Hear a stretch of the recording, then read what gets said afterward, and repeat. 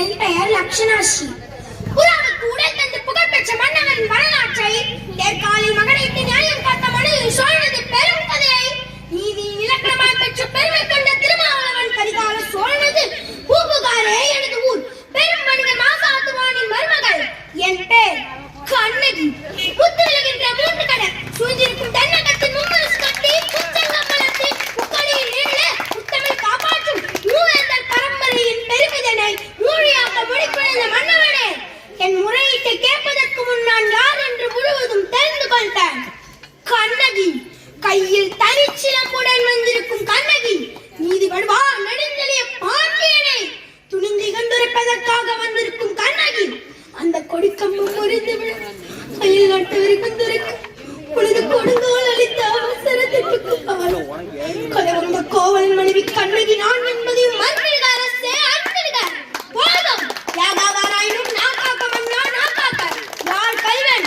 என் கணவனா கல்வன்? இல்லை இல்லை, அவரை கல்வன் என்று குற்றம் சாட்டிய கல்வர்களே கல்வர்கள். நீதியின் இலக்கணம் முறைக்கும் நெடுஞ்செழிய பாண்டியனே, உனது நாட்டில் எதற்கு பேர் நீதி? நல்லான் வகுத்ததோ நீதி? அல்ல அல்ல, வல்லான் வகுத்ததோ இங்கு நீதி. அதனால் நான் படுகின்ற தெய்வத்தை எனது வாழக்கருவில் சவப்படுகளில் தள்ளிவிட்டீர்கள். என்னை பார், உள்ள மண்டபத்திலே விசாரிக்க வேண்டிய வழக்கில் கோவில் மண்டபத்தோடு முடிவானது ஏன்?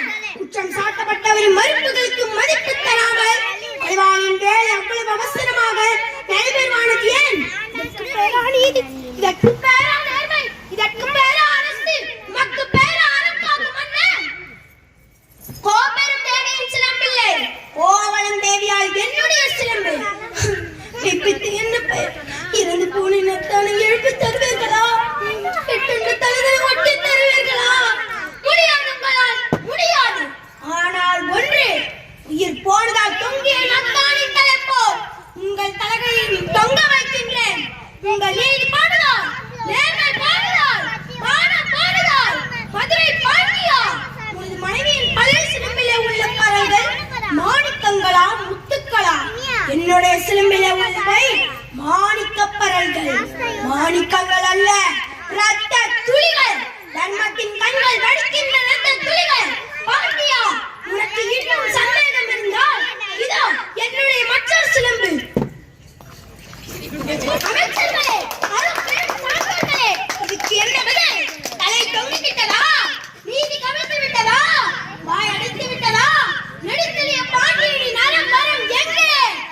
மதுரை அழியட்டும். நன்றி.